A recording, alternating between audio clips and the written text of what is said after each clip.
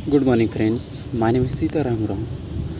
आज ऐसे ही एक और कहानी के साथ हम लोग शुरुआत करते हैं। और इस कहानी में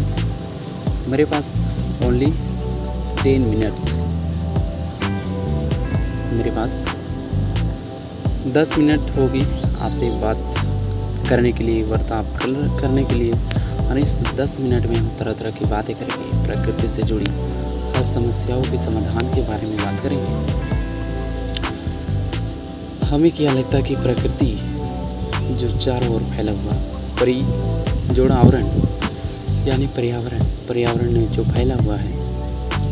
वो मनुष्य का ही सारा कुछ है। तो आप बताओ, क्या सभी अधिकार मनुष्य को ही मिलना चाहिए? संविधान में लिखित अनुच्छेद में सिर्फ मनुष्य का ही वर्णन और उसके कार्य के बारे में पूरे विस्तार से चर्चा की जानी चाहिए? नहीं।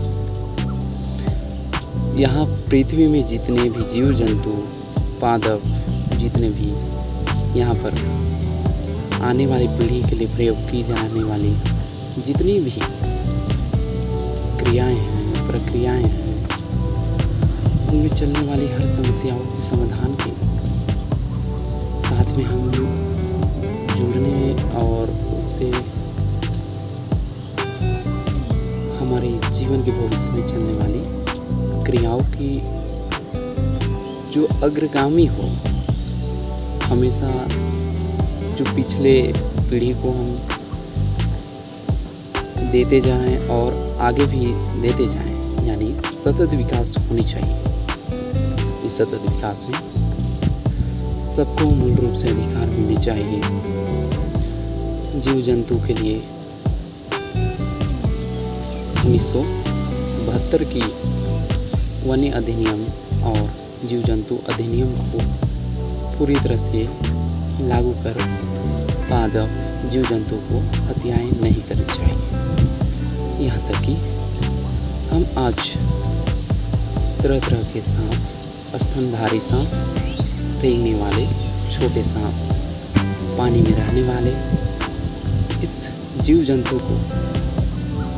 अगर हम उसे अधिक अरे यारो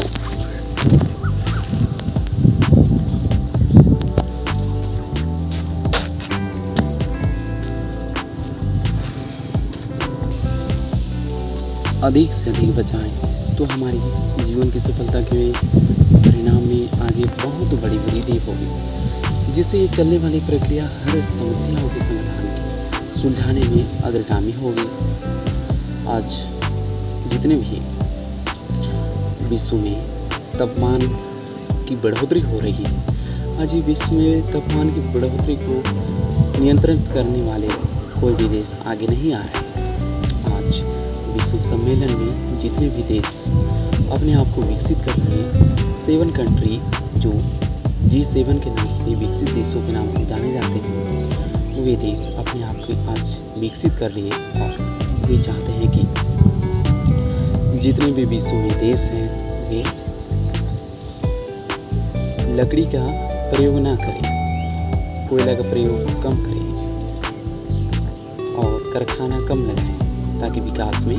कम हो और जलवायु में प्रदूषण कम फैले और तापमान में वृद्धि कम हो। आज O3 यानी ओजोन की परत तेजी से छिद्र होते जा रही है और ओजोन की मात्रा में वृद्धि हो रही है। आज मैं बता देना चाहता हूँ कि अफ्रीका की उस कंट्री में जहाँ सीधे रूप से ओजोन परत के फटने से वहाँ ओजोन लेयर की तापमान सीधे आके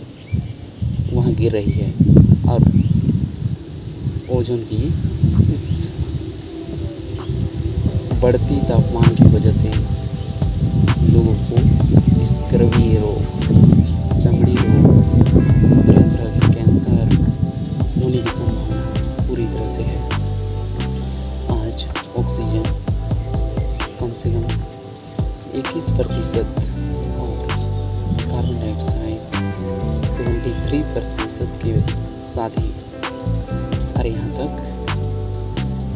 कम से कम हमारे पृथ्वी में 33% पेड़ रहने चाहिए ताकि पर्यावरण को सस्टेनेबल कर सके। आज अगर पर्यावरण में पेड़ पौधा की कमी होगी तो जीव जंतु कहाँ चले जाएंगे, वर्षा की चक्र रुक जाएगी, तरह तरह के मानसून समय पर नहीं होगी, जिससे किसान में अनियंत्रण, खाद्य में नियंत्रण, युद्ध में नियंत्रण नहीं हो सकेगी। आज जितने भी देशों में लड़ाई हो रहे हैं वे अपने क्षेत्र को फैलाने के लिए और भविष्य में आने के लिए अपने साम्राज्य को बढ़ाने के लिए, ताकि वे अपने क्षेत्र को, अपने जितने भी भाषा हैं, जितने भी रिलीजन हैं, उसको फैला सके। तो आज जितने भी समुद्र में भी गंदगी को रोका जा रहा है, तालाबों में, जब पूरी तरह से एक सक्रिय उदाहरण देता हूँ, तालाब में पूरी तरह से जब खोदा जाता है और उसके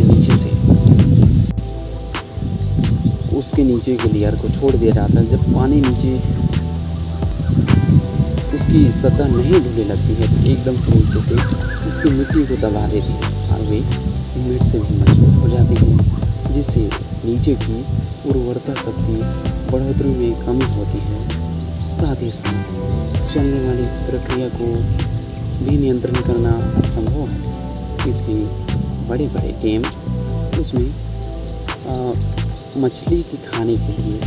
कुछ भी साधन नहीं उपलब्ध होगी, क्योंकि भूमि में प्रक्रिया नहीं होगी जिससे उसकी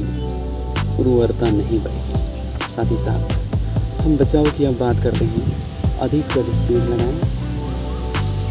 ताकि प्रकृति हमारी बचे। हम भी अपने पेड़ को लगाने के लिए हम एक ड्रग हैं, साथ ही साथ हम अपने घर के पास पेड़ की रोपण करें, साथ ही साथ चलने वाली क्रिया प्रक्रिया में हमारे साथ एकजुट की समझौता बने। आज हर चीज़ को मायने रखता या नहीं रखता, धन को मायने अधिक रखा जाता है, लेकिन धन ही सब कुछ नहीं है। जब एक समय हमें नौकरी